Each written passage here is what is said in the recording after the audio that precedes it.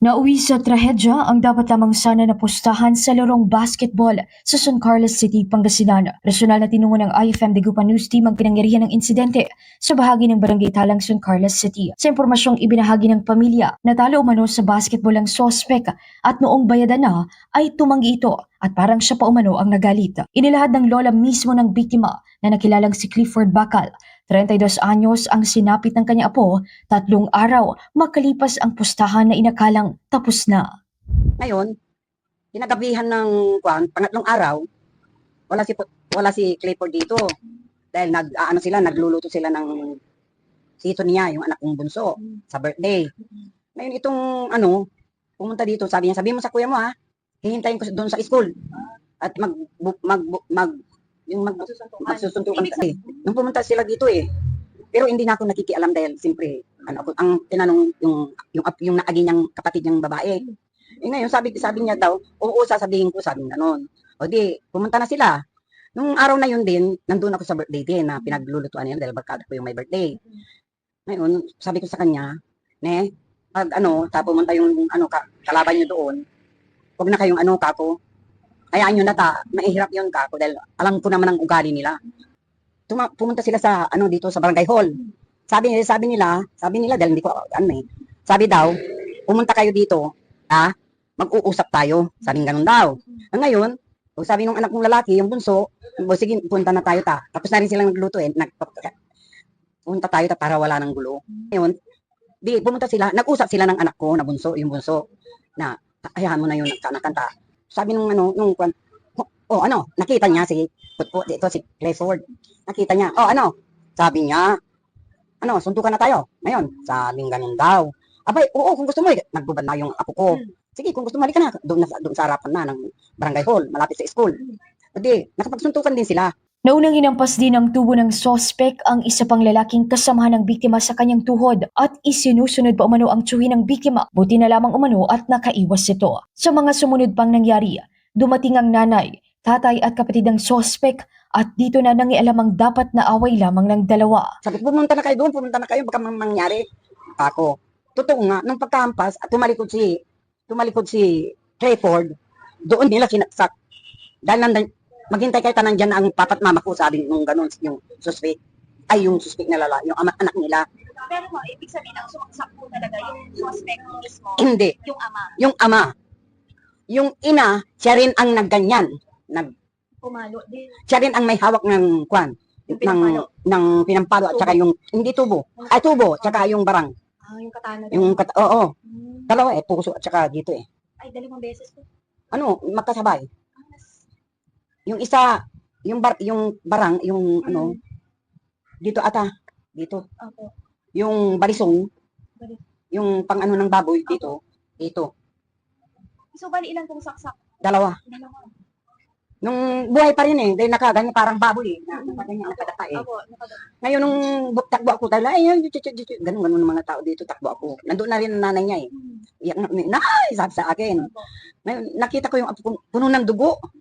Kaya ang ginawa ko, inaano ko yung ulo niya. Sabi, huwag galawin at Sabi ko, bakit hindi ko gagalawin? Apo ko yan. At saka umihinga pa naman kako. Tila na-trauma rin ang isa pang minor na kaanak ng biktima dahil hinabol din ito ng mga sospek gamit ang motorsiklo at tinangkang saktan din umano. Pinsan ko sa kabilang kalsada. Tapos yung kasama naming isa, nasa tabi ko po. Bali po, inaawat ko po sila. Pero yung tatay nung suspect po, bigla niya pong pinalo yung kasama ko namin isa. Tapos sinugod niya po yung pinsan ko. Tapos doon na po niya sinaksak. Pero tumakbo na po ako. Binantaan po kami ng papa ko. Kayo din sabi nila. Parang susunod daw po kami. Pagsisiwalat naman ng tiyahin ng biktima, baka umano ay binalak na ang krimen dahil pinipilit umanong palabasin ng biktima bago pa magkita-kita ang mga ito at mangyari ang insidente. Kasi bakit? Tapos after nun, sabi ko ang kakapal ng mga mukha, demonyo talaga at demonya, mga pamilyang yan. Kasi after nung nangyari na nasaksak o sinaksak nila yung pamangkin ko, ang kapal ng mukha nila na inabot pa nung lalaki yung weapons na ginamit sa pamangkin ko dun sa asawa niya. bago sila sumakay sa ano, kung wala silang konsensya talaga. Wala silang konsensya. Nananawagan naman ang hustisya ng buong pamilya sa sinapit ang kanilang kaanak. Hiniling ng mga ito ang tulong ng mga nakasaksi at maging ang otoridad upang maipataw ang karampatang kaparusahan sa mga sospek. Sana hustisya, sana yun ang hinihiling namin na sana yung mahuli talaga sila, na tulungan sana kami. Siyempre sa hirap ng buhay ng alam niyo na, kailangan namin na sana mahuli sila. Hindi ko na sasabihin na makonsensya sila kasi alam ko talaga wala silang konsensya eh. Pero hiling ko tsaka kay Lord na mahuli na talaga sila. Gusto ko sana maawa sila sa amin at gusto ko mahuli na sila. Kung ano yung ginawa sa apo ko, sana habang buhay silang dalawang mag-asawa na makulong, pati anak. Wala na eh. Patay na eh. Sila buhay pa eh. Kahit na ikulong sila, buhay pa rin sila, di ba? Oh.